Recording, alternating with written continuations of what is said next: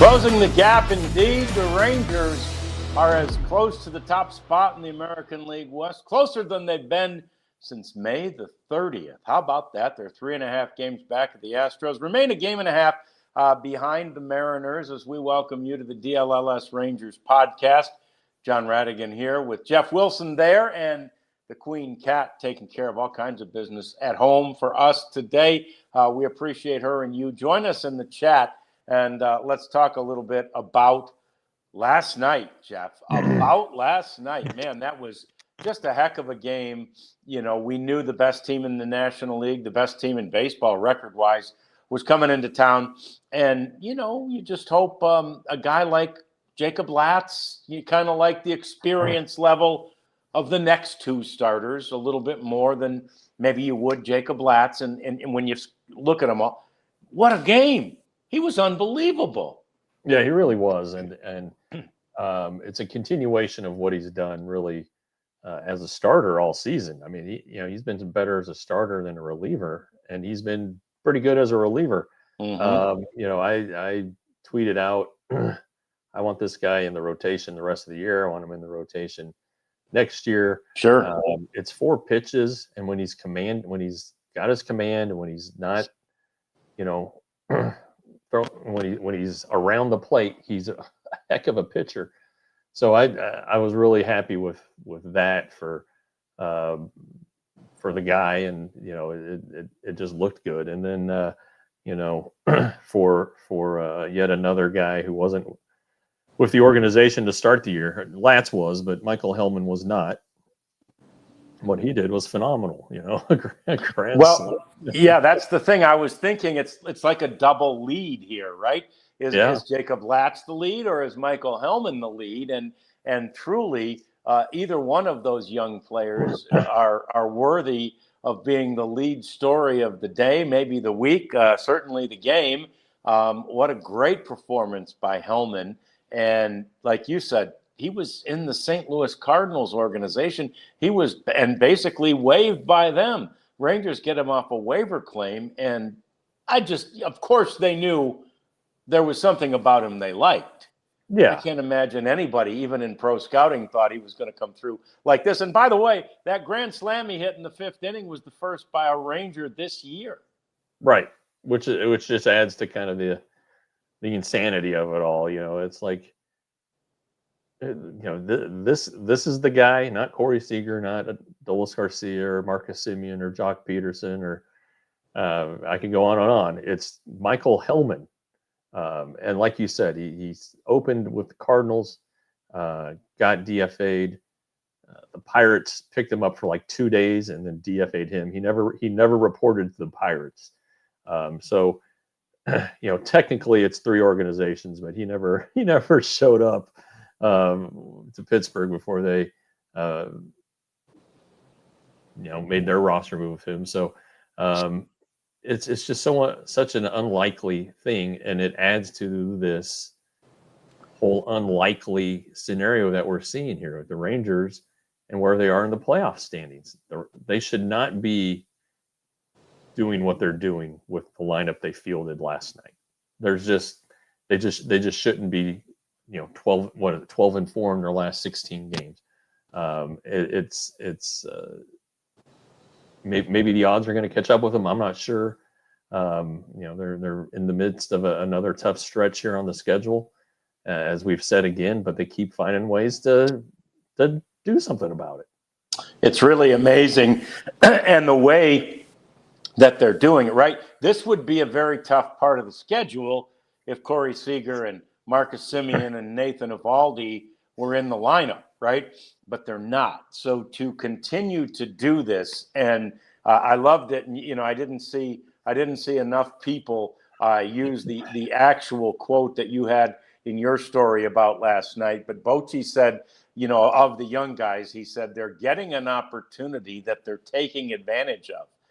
They're acting like they belong, and at this level and in this game, Jeff, if you act like it, then suddenly you believe it. And I think Boch did go on to mention something about how all of that breeds confidence, right? And they're gaining it on a daily basis. Yeah, and it's ever since I have been doing this job, managers have used this refrain. They're not scared, meaning Yeah. they're not intimidated by the situation and what they're doing and what they're facing every night. And maybe outwardly they're putting on a strong face, because like we said the other day, Cody Freeman's never seen anything like Framber Valdez. No. And Jose Quintana had a perfect game through 5 innings or through 4 innings. The Rangers scored their 4 runs in the 5th. They didn't have a base runner at the start of that inning, so he was doing well. But it was interesting to talk to Helman afterwards. When we were asking him about the situation, what was going through his mind, he said he had a job to do, and that was to get a ball, hit a ball in the air for a sacrifice fly. Sure. That was his approach. It wasn't, oh, I'm gonna break this game open right now. I'm gonna hit a grand slam. He went in there with an idea of what he had to do, and that Rangers had to score in that situation, right? They had to get 1 home, and then for him to get 4, on a pitch that was a mistake, and he hit it hard. That's good things happen when you go to the plate with the right approach. 100%. And that's what we have talked about so much through the course of this season, right? You don't need to go to the plate, thinking I got to hit it hard. I got to hit it out of the ballpark. Go up there with an approach, go up there thinking I've just got to advance the runner. In this case, the runner was at third. So you're advancing him to home. So you're scoring a run, you're breaking a scoreless tie. And by the way, at that point in the game, until that inning, he wasn't the first batter that broke this up, but until that inning, it was a perfect game for Quintana. Right. And he was cruising. He was at like 40 pitches. I mean, it was like they weren't even, they weren't even hitting the ball hard or putting. What Langford I thought hit a ball well that carried to the fence, but it was just. It was like, oh, well, here we go. This is the lineup. It's a left-hander. Yes, they'd been successful against left-handers, but it looked like they were reverting to form, or that things were catching up to them. And and it's the guys who did it. It's not that it was, again, Semien, Seager, Adolis, and Josh Young. I think Josh Young might have been in the middle of that one. Yeah, he contributed. Yeah. It was Michael Helman. Yeah. Michael Helman. Yeah. Michael Helman draws in 5 runs, right? All 5. And he's only the second player in Rangers history to drive in all 5 runs in a 5-0 shutout of the opponent. Ironically, his teammate Josh Young was the other one who did it. Josh, I think, did it back in 22.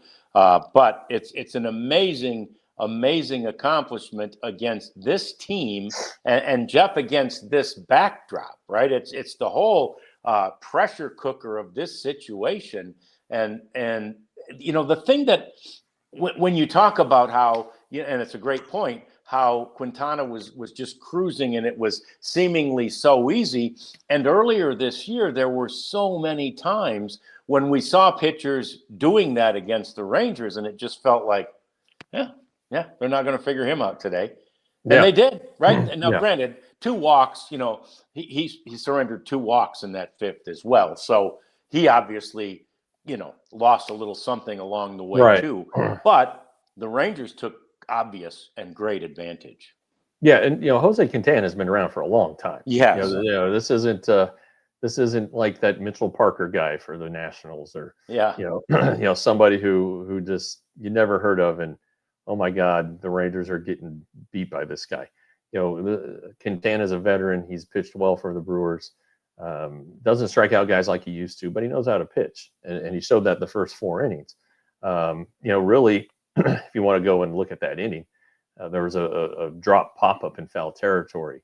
Play wasn't made, and the official score, I thought, very generously called that no play. I thought there should have been an error because that led to the first walk. Sure. And that kind of, if you get the first out in the inning, you had Dylan Moore hit a ground ball up the middle, and then the next at bat, and he's so fast that he beat out the back end.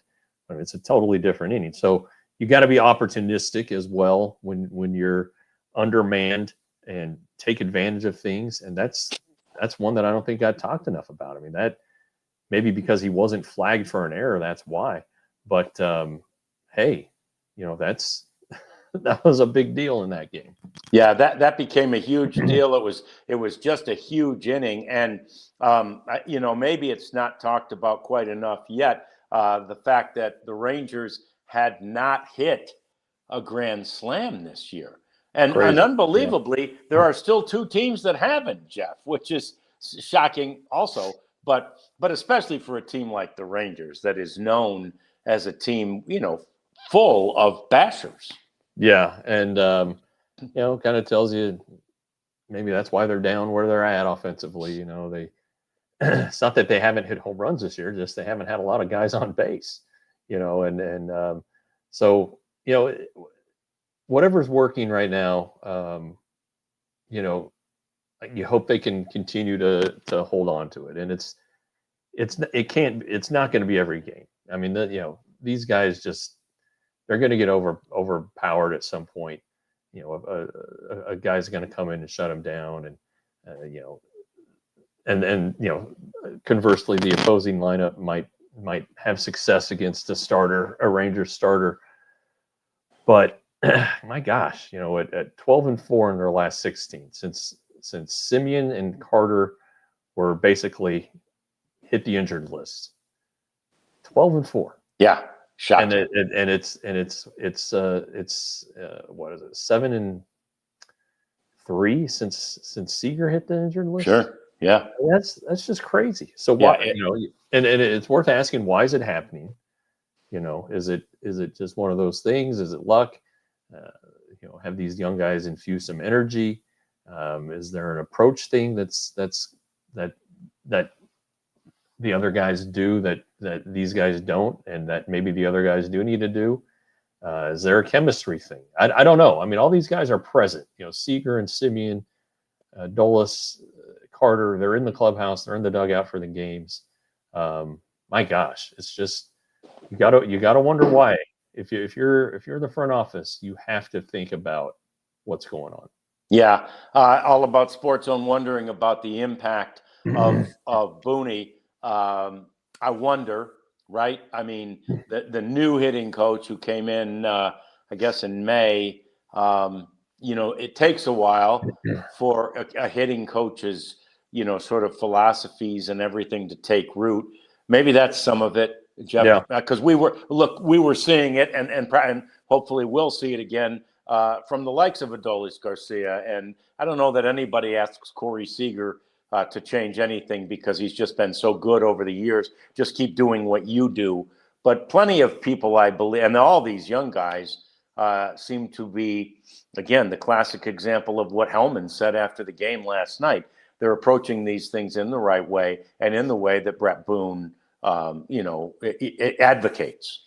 Yeah, and Justin Veely was not fired. Donnie Ecker was. That's Justin right. Veely is very much like Donnie Ecker in terms of the swing, the technical side of the swing.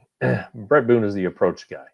And there were times during the year where he was frustrated, like, no doubt, in situations it's like, hey, all you got to do is hit a little tapper, and you're gonna score a run, and you can't even do that. So then you look at these guys like Helman and Freeman, and Cody Freeman is a tough son of a gun to strike out. He puts the ball in play. Good things happen when you put the ball in play. Helman has been, really good. He has some pull side power, but he had the right idea when he went to the plate last night. I think you've seen Langford kind of benefit here. He's walking a lot, still strikes out a lot, but hits the ball hard. So maybe those are three examples of, and maybe these younger players, are more readily able to adapt to a change in philosophy as opposed to veteran guys. Not sure. And Brett Boone's been on the job now for 4 months, so you would hope that he's had an effect on a lot of guys. But whatever is happening right now, it's kind of fun. It's what makes baseball great and beautiful. You never know what you're going to get, and hey, let's ride it out and see what happens. Yeah, let's see what happens. And let's be hopeful because there are reinforcements on the horizon. We'll talk about some of those next. We'll also get into the remaining schedule for at least the principal three, which right now are the other two would be the Astros and the Mariners. We'll talk about all that coming up as we continue with the DLLS Rangers podcast. First, we want to tell you about Monarch Money, though. We've told you before, and we want to remind you what a great money management app this is. Money management can be so difficult and so overwhelming. If I asked you right now, how much is in your 401k? What's over here? What's over there? What do you have in the stock market? You probably can't name it. But that's what Monarch Money does for you. They bring it all together in one spot, and the beauty of it is you can access it through your phone or your laptop any way you want to. You've got it at your fingertips, which is fantastic. Monarch Money has been named the best money management app of 2025 by the Wall Street Journal, and Forbes has said it is the best app for couples. So if you're a couple out there, a married couple, even with the kiddos, avail yourself to that Monarch Money app. It's more than just a money management app too. It wants to help you grow your wealth. It wants to help you invest properly. It wants to bring it all together so that you don't just know where your money has gone, but you know what it's doing and what it's doing for you now and in the future. Monarch Money is the place to go. Use the code DLLS at monarchmoney.com and get 50% off your first year. You know, I was late signing into the StreamYard here to get on the show because I was making up I was doing my prize picks lineup. I was doing my picks and had a pretty good NFL Sunday, if I might say so. Nice. Anyway, Prize Picks. This episode is brought to you by Prize Picks. It's the leader in daily fantasy sports. What you do, you build what they call a lineup, 2 to 6 players, and you are picking whether they will do more or less than a certain stat. So, for instance, I picked that Robbie Ray, the Giants pitcher, would strike out more than 4.5 Arizona Diamondbacks tonight. That was just one of my picks, and it's so much fun. You have to have a minimum of 2. They have to be from different teams. But I also picked that Robbie Ray would make a walk, so you can do what they call stacking players. Anyway, it's a lot of fun. Download the app today. Use the code DLLS to get $50 in lineups after you play your first $5 lineup. That's code DLLS to get $50 in lineups after you play your first $5 lineup. Prize Picks, it's good to be right. Yeah, it sounds like $45 free to me. So that seems like a pretty good bet. And of course, you'll have the opportunity to increase your money and your fun. If you have good weekends like Jeff just did. Now, that poor son of a gun who had put $200,000 on the Ravens to win the Sunday night football game.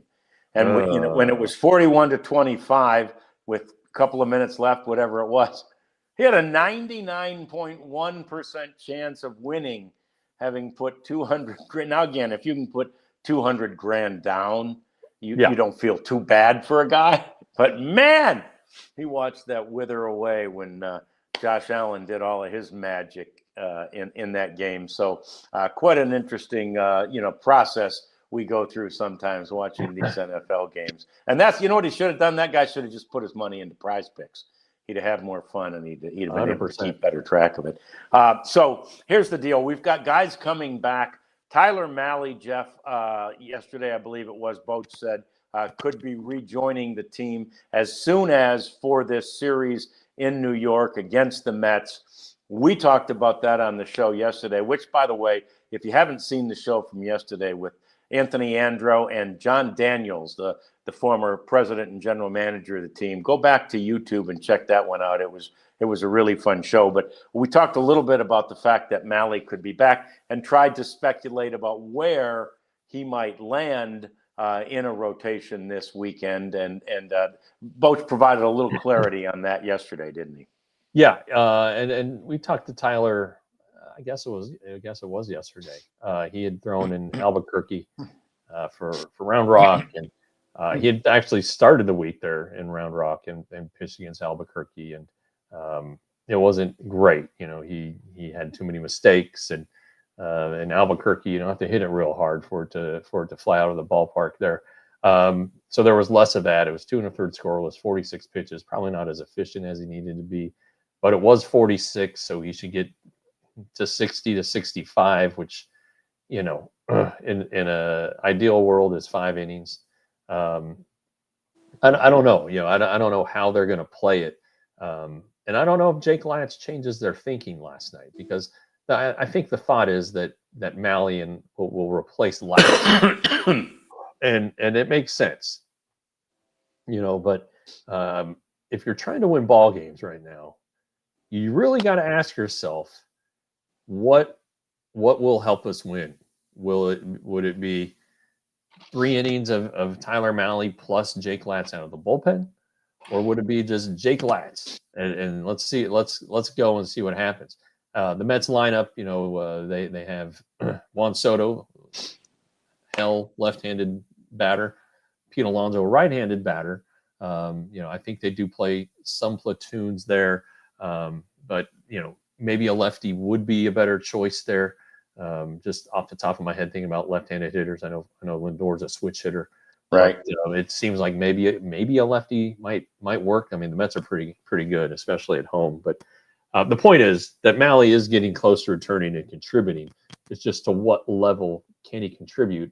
And after 2 rehab starts, is he really that, as sharp as he thinks he is? Yeah, it's all good questions. And, the things that you consider in a situation like that, let's just assume for the moment that he is as he thinks he is. Then you ask then you sort of say, well, experience is the best teacher, so you lean toward Mahle. However, we know Bruce Bochy is want to ride, the hot hand. Yeah. And right now, I mean, Jacob Latz is 2-0 in his starts. The Rangers are 4-2 in his 6 starts. So, and especially coming off this performance, this 84-pitch performance from last night, he's done nothing except, make everybody realize, yeah, this guy could easily be a part of this rotation. Yeah, and obviously the Brewers can score some runs. Yeah, right? They're in first place, and it's not even close. And you look at their lineup. It's a lot of guys who maybe you haven't heard of, but you look up at their numbers, and it's like, man, this guy has an 800 OPS. Who the hell is he? Yeah. If you don't follow baseball, you might be saying that. So this team that Jake Latz shut down last night, and there's no doubt about it, he shut them down. Okay, he shut them down. He pitched really well against the Diamondbacks. He allowed the 2 runs, but they were inherited runners who scored. And we all know that Arizona has given the Rangers problems this year. They can score runs. The Orioles at the time were really hot, and Jake went out there and tossed 6 no-hit innings at him. This is good stuff, and I think he's confident. I think he knows. He'd always been a starter, always wanted to be a starter. He's taking advantage of the situation. He's executing his pitches. He's in a good spot with the pitching coach and the catchers. There are a lot of reasons to not, disrupt the apple cart here. Sure, absolutely, and yet, you do have a veteran who did nothing, except get hurt. Nothing wrong. In fact, through the first 2.5 months of the season, Tyler Mahle was just a wonderfully pleasant surprise. Phenomenal, right? I believe he was the American League Pitcher of the Month in April or May, one of the two. He was great, and so is that who he is? He had a full spring training, right? A nice quiet spring training, which means he got his work. He got his work done, and he was good from his first start was a little shaky because he only against the Red Sox. He didn't even get out of the second inning. They ended up winning the game, But nevertheless, from then on out, it was great.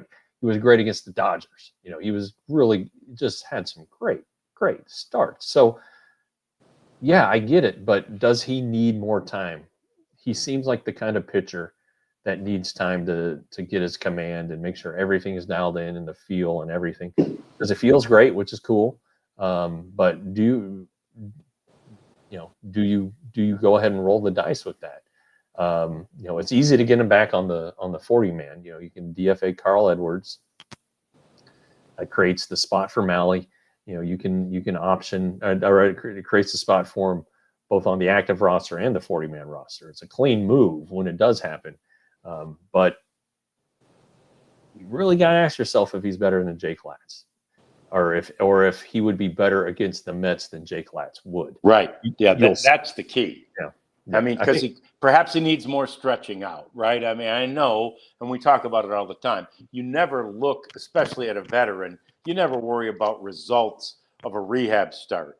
It's about how he feels, and he knows his body, and he knows what he's trying to accomplish. So results aren't the biggest indicator.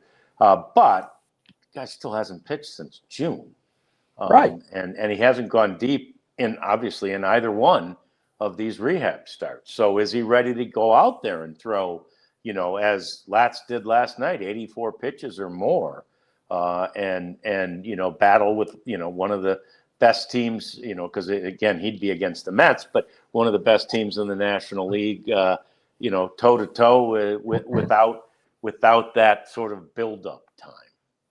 Yeah. So that's what you're facing. I mean, it seems like Jake Latz would be waiting in the wings if something were to happen, or if Tyler got tired and could only go 3 innings, or he got to a point in his pitch count where the Rangers were comfortable to continue to let him go. You would hope that would be the scenario where he pitches 3 good innings, but maybe he throws 55 pitches, and they're like, all right, that's enough. Let's turn it over to Jacob, as opposed to giving up 5 runs in 1 2/3, having to use Luis Carvello to get an out, and then you turn it over to Latz. I don't think you want Latz to pitch in that situation.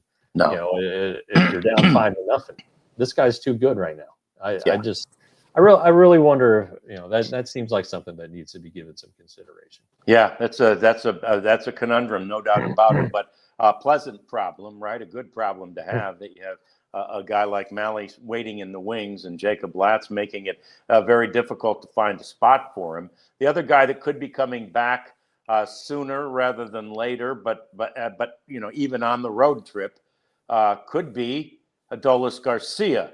Jeff, was it Boach said that for that Houston series, there's a possibility that Adolis is back? Yeah, I think they're eyeballing that. Garcia was out doing some stuff on the field yesterday. First time I'd seen him in a while. Of course, I don't think he did anything at all on the road trip after he was injured, and I didn't really see him in that Astros series out. But he was on the field yesterday doing, agility type things, lunges and squats and stuff, and seemed to be fine. He didn't run, so you wonder, at that point when he comes back, is he going to be coming back as a designated hitter, which it wouldn't be a big deal against left-handers. Against right-handers, that means that you would lose Jock Peterson or Jake Berger if you wanted Peterson to play. If you wanted to roll the dice and let Peterson play first base. Not sure I do. Yeah, and look, Berger's been really good. Yeah. So Garcia's looking good, and then Bruce Bochy shed a little more light on Seager and thinks that Seager could be available on the final homestand. We had talked to Corey yesterday, and he said, "Well, I'm going to go see the doctor." And Corey has never said, "I don't have a target date. I don't know what's going on." Never lets on. But then Boach went and saw him and said, "Oh yeah, Corey will be back in 10 days or whatever it was, plus or minus." The thing I think that's the biggest issue right now with Corey is there are small incisions. Sure. It was laparoscopic surgery, but there's some small incisions, and then also as they went through the muscles to get the abdomen muscles to get to the appendix, was there any damage, and has all that healed? I think if he's cleared to do that, if they're like, oh yeah, that's fine, they're ready to go, then he can kind of ramp up a little bit. But it's got to be slow. And but again, it's not like he's going to be missing six months here. He's going to be missing 3 weeks, so he shouldn't be too far behind. No, and that's the thing. I mean, it was the initial prognosis was a 3-week injury, and 3 to 4 to 5 weeks, and here he is going to potentially be back right at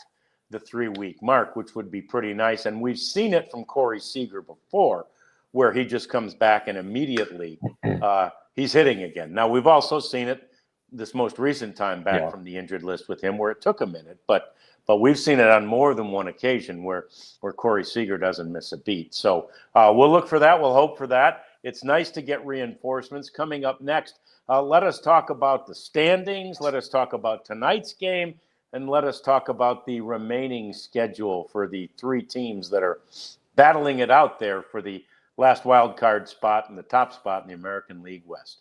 It's all coming up. It's the DLLS Rangers podcast.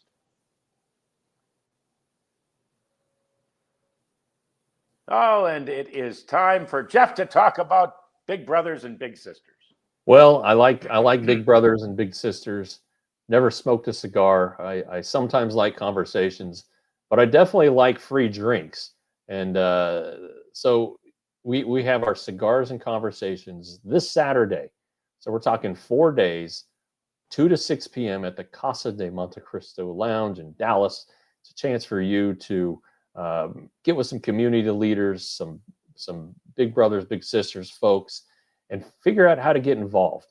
Find out how to get active in the community and how to help mentor someone who could really use and assist a kid who could use some help, some accountability, an accountability partner, somebody who's going to take him to lunch or just check in on his grades, make him feel good or her feel good.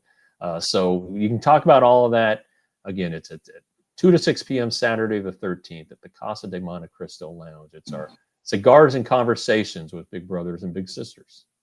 Okay, so to everyone in the chat, I fear we have failed you, and this is on us, but they gave us a ranking today of all the markets that are aligned with DLLS, PHNX, CHGO, PHLLY, whatever Philly is, and then DNVR.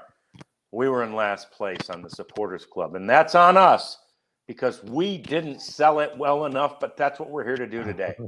This is true level, sicko level stuff, right? I mean, Jeff and I sat down yesterday laughing and having a really good time talking about our blessing in a way of covering World Series, but there's a lot to it.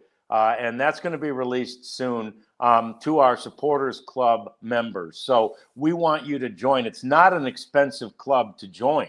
It's only $15 or $5 to join the Supporters Club, and you'll get access to all this stuff. So we really, and there's also, you'd get the access to those emojis that you see on the screen. Those are exclusive. So do yourself and us a favor, and we're going to keep hammering it home, and we're going to do a better job selling this thing. Join the Supporters Club today. All right, today is also the day of Game 2 with the Milwaukee Brewers. And the Brewers, as we said, they came in here, best record in baseball, very difficult task for the Rangers. They win Game 1. Of course, at this point, you're still greedy and you want to sweep them. But first things first, tonight's game. And it feels like it's nice when it's all you have to do is win one of these two at home, Jeff, in order to win the series. And we look at tonight's pitching matchup, and just the way that Jack Leiter has been pitching, I like the matchup. Yeah, sure, 100%. And he has been on a roll, which is great. You figure, hey, this guy, he might have struck on something new. It was and he says the right things, and he's talking to the right guys, and he's getting help from Nathan Eovaldi on the side. And really, if you look at what Patrick's done of late, he's 0-3 with a 5.09 ERA in his last 7 games. So it seems like he's kind of tilting the opposite way of Jack. But Patrick throws a lot of strikes, which I don't know. that can be good or bad for the Sure. Rangers. Sure. There's a difference between quality strikes and just throwing strikes. So you hope he has a just throwing strikes kind of night. But Jack has just dominant stuff when it's on. Just he can hit 100. He had a great feel for his changeup the other day. It seems like those first couple innings, it kind of takes him a little while maybe to work into the good stuff. And if that's your only complaint right now with him, then he's in a pretty good spot. It can get better. There could he can be a little more efficient, cut down on the walks. The walks hurt him against the Diamondbacks, but this is a guy who I wrote it last week. He's emerging as a sure thing for the 2026 rotation. I mean, the Rangers have no questions now that he's going to be in the rotation.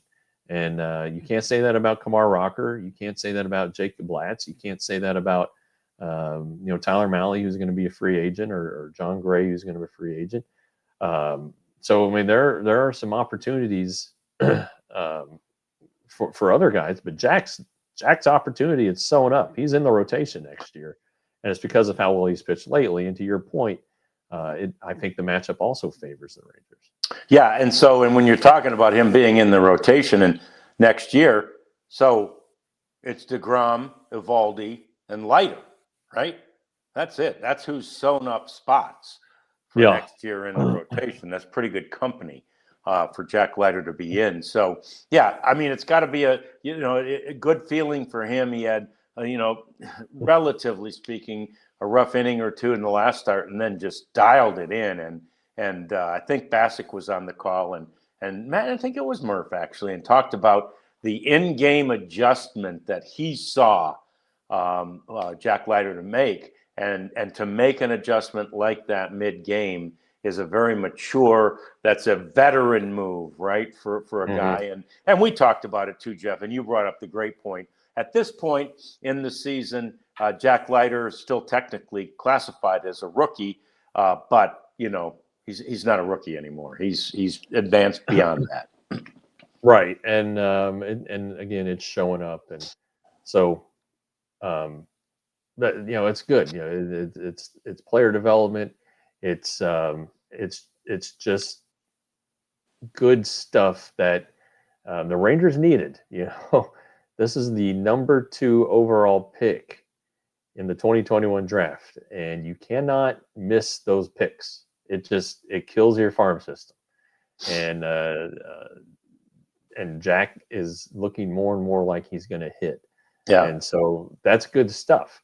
A note about Patrick, he hasn't pitched in the majors since the 24th. He's going to be recalled from their AAA club, which is in Nashville. Nice little ballpark they have there. And it's kind of weird. The big league numbers are good. That kind of tells you, I guess, the kind of depth that they have in their rotation in Milwaukee, and how sometimes they use their guys. They'll use some openers and whatnot on occasion, but he is going to be starting, and you'll see. Not sure what you're going to get, but it's not like he's going to be intimidated or anything. He's a solid guy. At least that's what the numbers appear to show. Yeah. Okay. So it'll be a fun game like last night was, and hopefully the outcome will be very similar for the Rangers. Because of the outcome of last night's game, we mentioned it at the top. The Rangers have moved closer to the top of the American League West than they've been since the end of May. The standings of the West show that the Rangers are only 3.5 games behind the Houston Astros, and they remain a game and a half behind the Mariners. And of course, right now in Seattle, after their victory last night, Jeff, they're singing about the fact that Mariners are back to within 2 games of the Astros. So, and I don't blame them, right? You win your games. Astros, as we told you at the end of the series with them, they did not play yesterday. They had an off day in Toronto, and that's how both teams, Mariners and Rangers, gained a half game on the Astros. But the Astros have a tall order. They have a tough task of playing a series now in Toronto. Yeah. You kind of look at these schedules and, we've talked about how difficult the Rangers is, but, the Astros and the Mariners have a tough tough goes of it here. We were kind of talking about it with John Daniels yesterday when we were mentioning the Rays schedule and how it's a little tough. You don't want to see the Blue Jays. All right. The Blue Jays are a good ball club. Right. And I believe the Mariners and Astros still have one more series coming up, and that'll be huge. And I saw earlier in the chat, and I agree with this. I was going to make this point. I think it's entirely feasible that the Mariners win the division. Yeah. The Rangers are the wild card team, and the Astros get left out. That'd be awesome. The Rangers still have their 3 games left against the Astros as well. That is not out of the realm of possibility here. And I, there you go. There's Mark. It's just like nobody wants to pull away. Right. Nobody has put their foot down, and it's allowing a team like the Rangers in their current form to somehow hang around. It's why the Indians, the Guardians, and the Royals, they're trading paint right now. Sure. Yeah. That's a big series. So there's a lot happening, both in front of and behind the Rangers in the wild card mix. And again, the Rangers are at the point where they need help. But they do need to just focus on what they've got, and let other things fall where they may. But I really could see that happen, where the Astros stumble and end up getting passed by both the Mariners and the Rangers. Yeah, and really for the Astros, they've got 3 real difficult series left. The one in Toronto. Then they go to Atlanta to finish out this road trip, which could be tougher. They're playing a little bit better than they were earlier in the year, but isn't considered a real tough team. But then they host the Rangers, and right after the Rangers in Houston come the Seattle Mariners. And then Seattle Lucas, everybody. He decided to pop on in. Oh, hey, Lucas, how you doing there, buddy? And then they conclude with at the A's in West Sacramento. And at the Angels. They've got 18 games left. Rangers have 17. Mariners, 18 left. Rangers, 17. And they're in St. Louis, the Mariners. Then it's the Angels. And they're not in St. Louis. They're home for St. Louis. Then it's the Angels at home. And then they're at Kansas City, at Houston, home for Colorado, and the Dodgers. So, yeah. I mean, look, it's not easy for anybody. Yeah. No, the last week of the season, it looks like it benefits the Astros, though they'll be on the road. They play the A's, who are pesky, but not great. Yeah. And then the Angels, who are stumbling. It looks like the Rangers, Twins, not great. No, Twins, and then at Cleveland, which will be tough. Yeah, could be. And then the Mariners go from as easy as it gets with the Rockies to potentially having to face a Dodgers team that will be fighting its tail off to win the West. I believe the Dodgers have the way they've been playing and the way San Diego's been playing. That it feels like that's going right down to the last game. It could, and those will be important games. Instead of you might have looked before the season. The Dodgers they'll be on win 130 by then. They'll be mailing it in. They'll be starting position players at pitcher, trying to save their pitching staff. That's not the case. No. They could very well have to win 2 of those 3 games to win the division and get the bye. Yeah. And maybe, depending on what happens with the Phillies here, if the Phillies get hot, maybe they'll be trying to be the home team for one of the first round games. It's just kind of crazy that the way this is played out. Although you saw it coming, John. You saw it coming.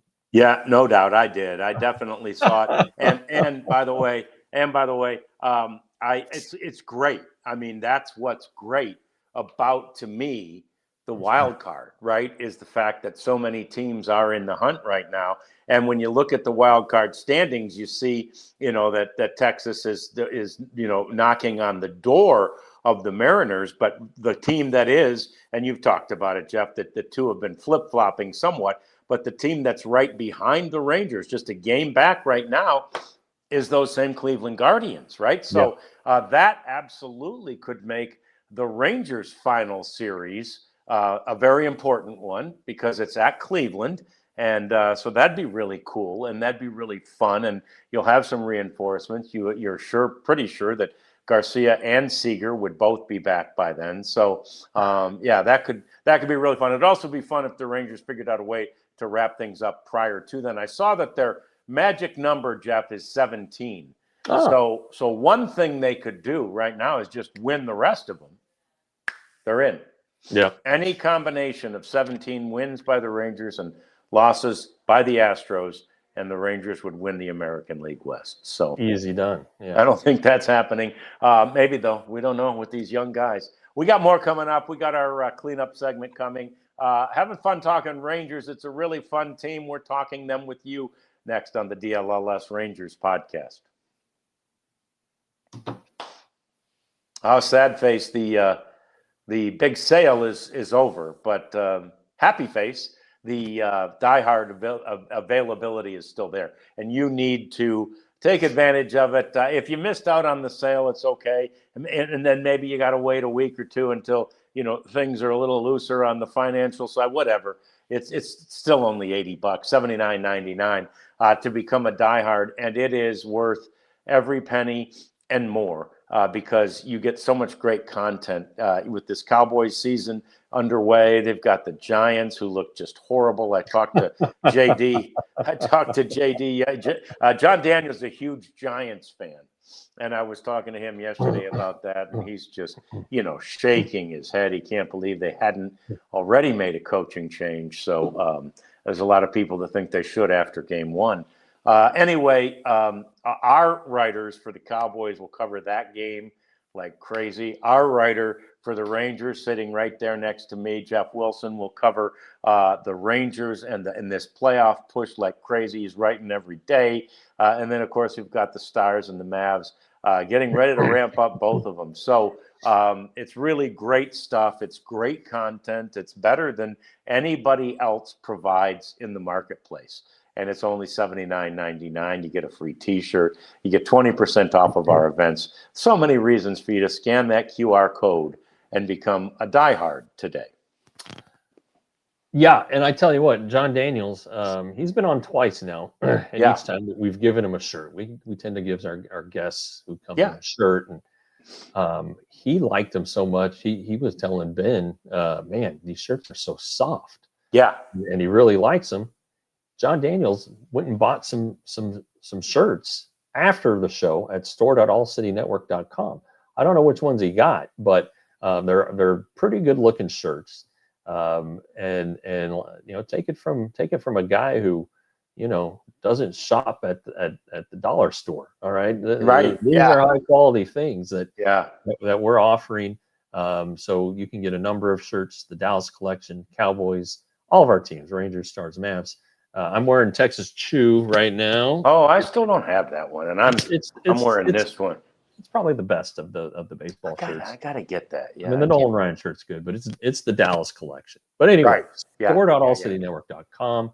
Get your shirts. Be on the lookout for hats, beer steins, flags. Do it today. Yeah, we appreciate you doing it. That would be awesome. Still no hitters in the baseball, in all of baseball, in the major leagues this year, Jeff.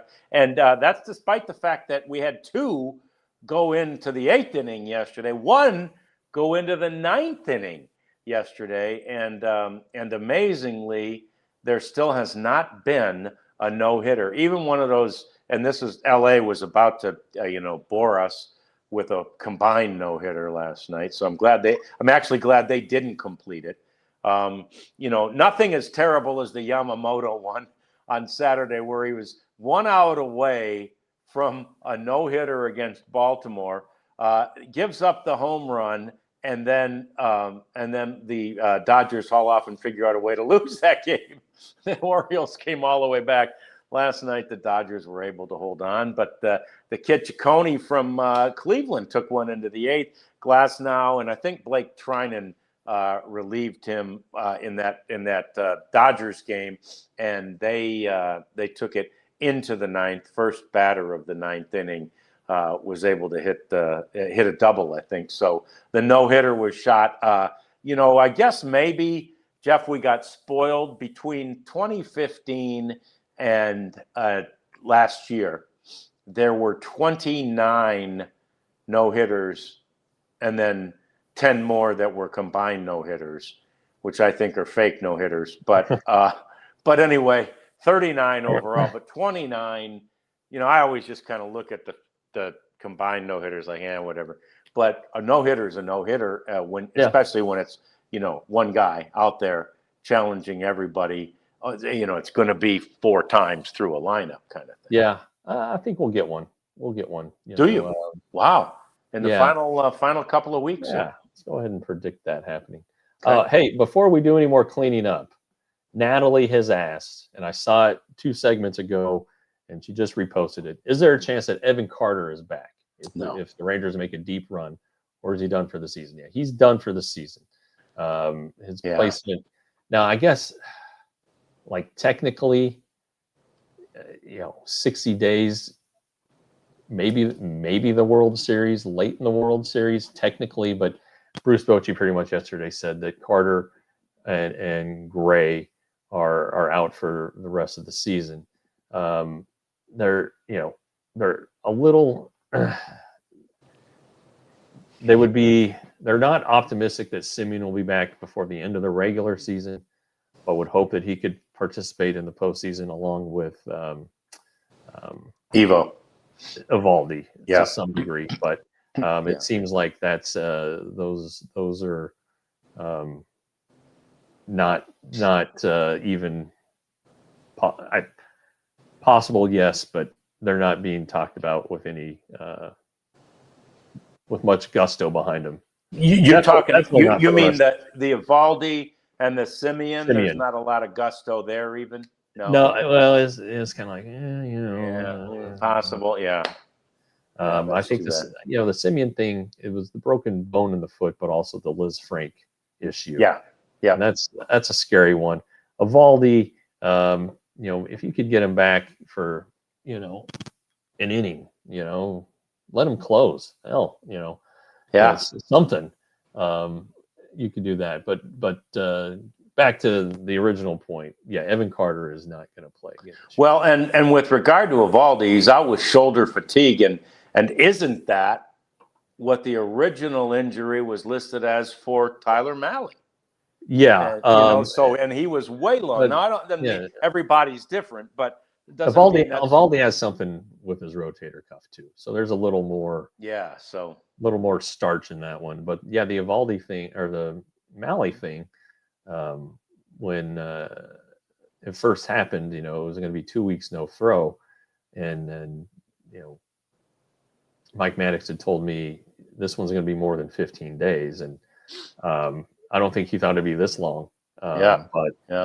Anyway, yeah. So hopefully Evaldi is doing what he can. I know it would eat him alive if he wasn't able to participate in the postseason. Nobody that wants to be there more than him. There's no doubt about that.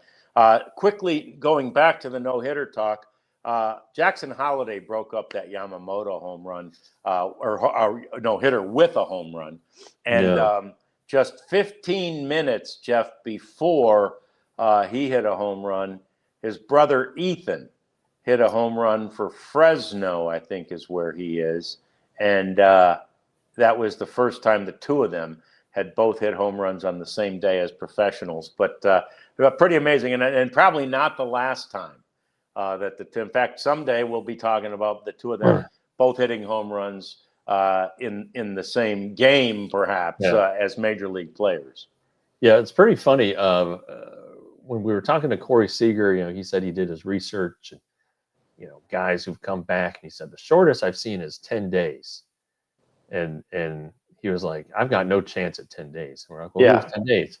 He said, Matt Holliday.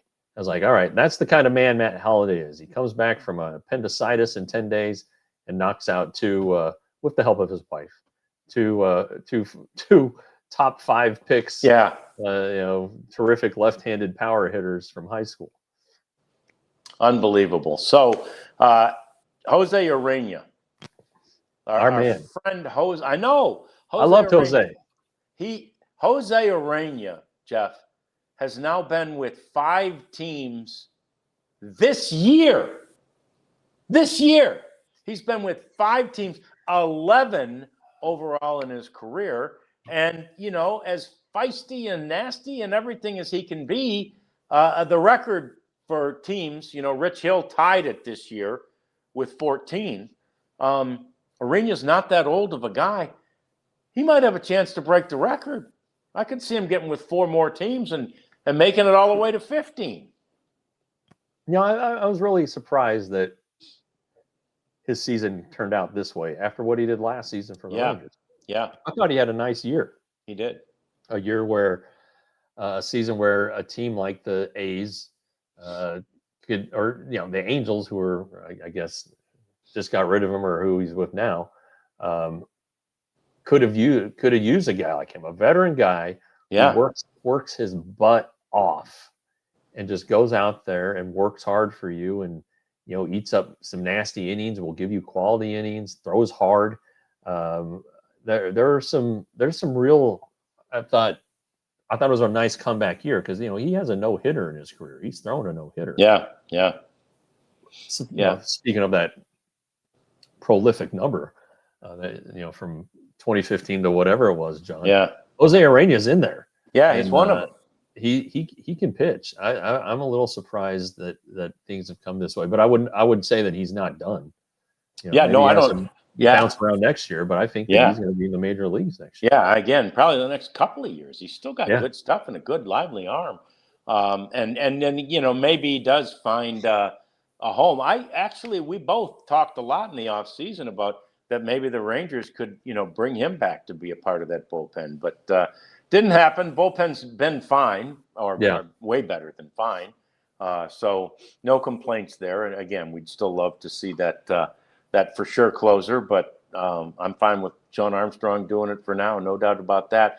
And then Marty Brennaman, the Reds' longtime radio announcer, had a statue erected there at the stadium in Cincinnati, Great American Ballpark, or whatever it's called these days. And it's he's one of 8 announcers that have a statue to them at the ballpark. Harry Carey, Vin Scully, my hero, Ernie Harwell. Just I'm listing them off the top of my head, but there's 8 guys out there who have statues. And Marty, who's a Ford Frick winner and won, all kinds of, he's in the Reds Hall of Fame, said this is his greatest honor. Well, that's nice. And that's a beloved guy. You find that these guys. They draw a connection. They connect with the fans. They do. And these guys that stay on forever and ever and ever are beloved. And they don't have to be crazy like Harry Carey was. Right. But they have to have something. The way Ernie Harwell talked, and just like Red Barber, the way he talked, and of course at the time radio was so important for a lot of those guys. Including Vin and Harry and Ernie. Mel Allen, and you just think of the great voices, and but that's pretty cool. That's a cool deal for it is. And when I was in Detroit this year, usually when I'm there, I don't spend a lot of time in the stands, but I went to one game as a fan with my brother and his family and my son, and I happened upon the Ernie Harwell statue, and you're damn right I took a selfie with it. Ernie Harwell's that in Detroit. So, sure. It was pretty cool. And I'm glad for Marty Brennaman. So glad for the Rangers, too. They're giving us so much joy and fun down the stretch here, and we will hope that it continues tonight. We have no reason to believe that it'll end anytime soon, because you know what? These young guys believe. And as long as they believe, they're making believers out of us too. So thanks for joining us today. We always appreciate you. Tomorrow it's a post-game show, because tomorrow will be getaway day as the Rangers try to at least win this series from the Milwaukee Brewers. We will see you tomorrow around 4 o'clock for another edition of the DLLS Rangers podcast.